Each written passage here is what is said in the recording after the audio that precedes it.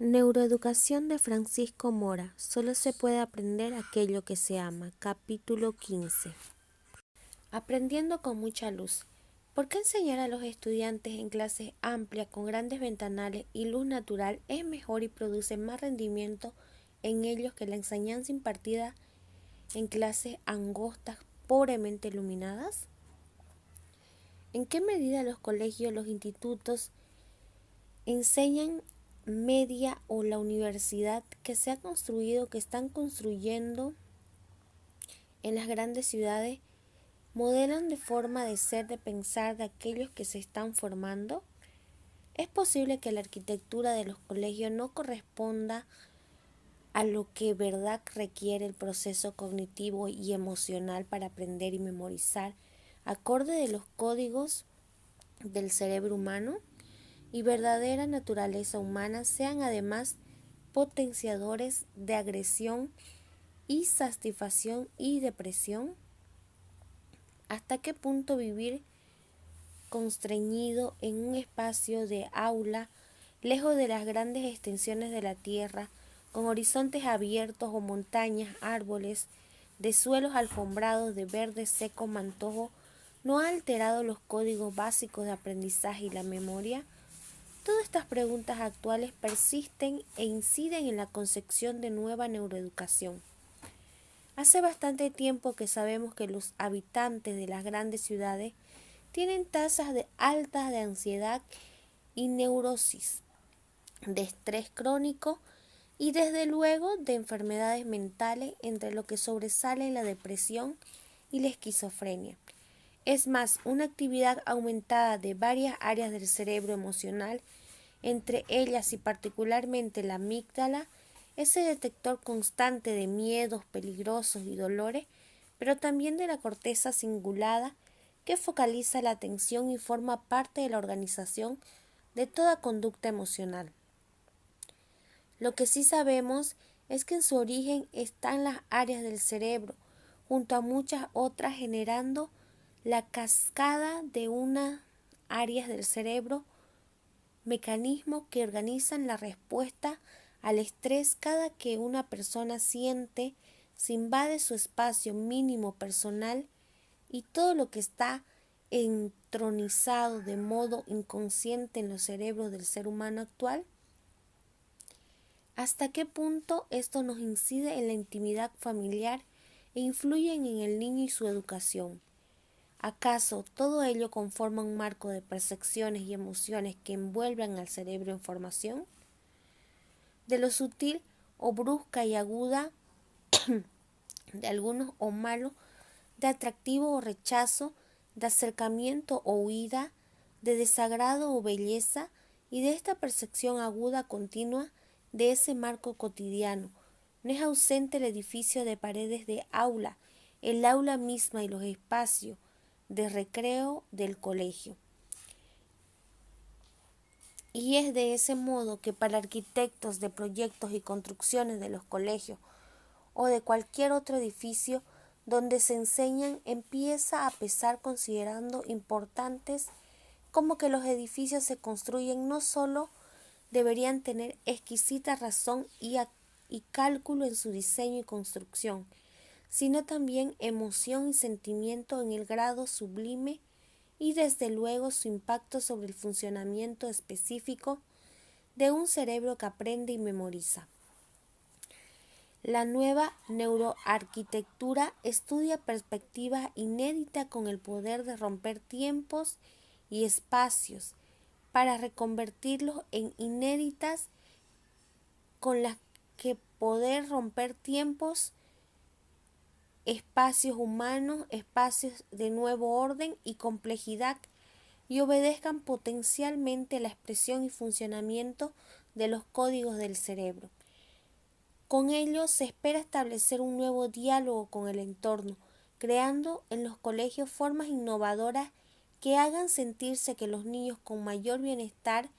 mientras aprenden, memorizan y cambian su forma de construir su cerebro. Porque es cierto que el cerebro se remodela constantemente, ya que hemos enseñado en los espacios que de los arquitectos construyen y más si estos colegios son de una academia de neurociencia para el estudio de la arquitectura de Estados Unidos, que ha reunido arquitectos neurocientíficos para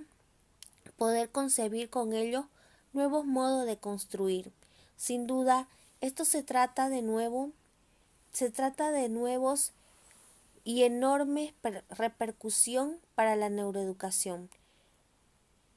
Se trata de nuevos edificios en los que, aun siendo importante y fundamental su diseño arquitectónico, vaya más allá de sus paredes y se contemple la luz y la temperatura y el ruido que tanto influye en el rendimiento mental, porque éste se deteriora si las personas no sienten a gusto donde están o no hay estímulos en su entorno que los distraen o generan si no las condiciones no son adecuadas para la realización de actividades mentales determinadas. Y sin duda, esto es esencial en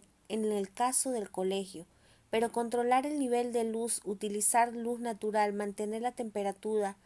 y la humedad a gran medida de la idoneidad de cada niño, dándose el caso que para algunos muy poco ruido pueda ser suporífero o situaciones que tengan la intensidad de la luz adecuada, para otros puede ser difícil la lectura o la escritura para otros pocos. Y esto todavía más el crecimiento sináptico. Para los que la fuente de luz, el diseño de las ventanas o los flujos de aire pueden ser particularmente influyentes, y todavía más allá, considerando los entornos del colegio donde se sigue educando y aprendiendo, y no debería ser lo mismo hacerlos en los patios con paredes grises y cementadas, o espacios amplios y verdes y húmedos. Y permítame un añadido, que deja de tener interés mirando hacia casi inmediato futuro, que son los próximos 50 años. Me refiero a algunas reflexiones crecientes acerca de la arquitectura hacia arriba en las grandes ciudades, que encajan con otras tendencias que perciben que la población de los seres humanos vivirán en las grandes ciudades.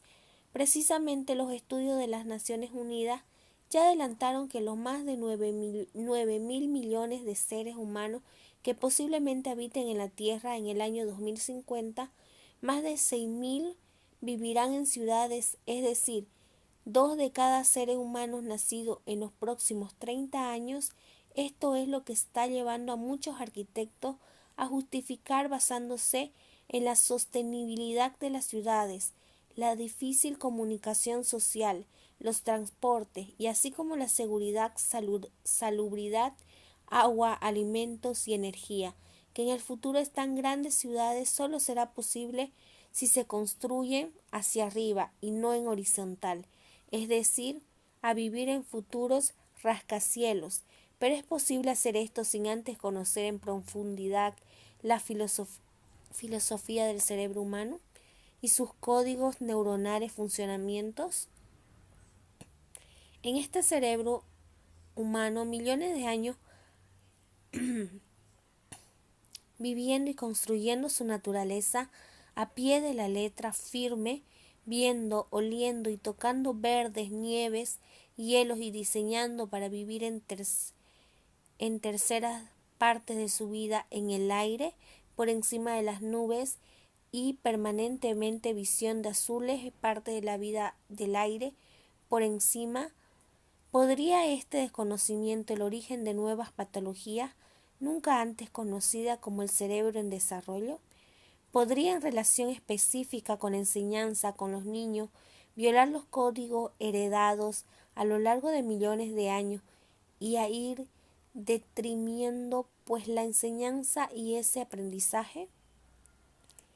Esto se ha llevado recientemente a considerar si la civilización occidental, la más adelantada de tantas cosas, no tendrá malinterpretado la relación del hombre con un nuevo macroambiente donde afecta el crecimiento y el envejecimiento, los sentimientos y los pensamientos, el aprendizaje y hasta la memoria ancestral de los seres humanos. ¿Qué duda cabe que son estas preguntas y estas dudas la que nos ha llevado a muchos arquitectos con un renovado interés en su trabajo y considerar ayudando a los neurocientíficos a encontrar nuevos niveles de exploración de la mente humana.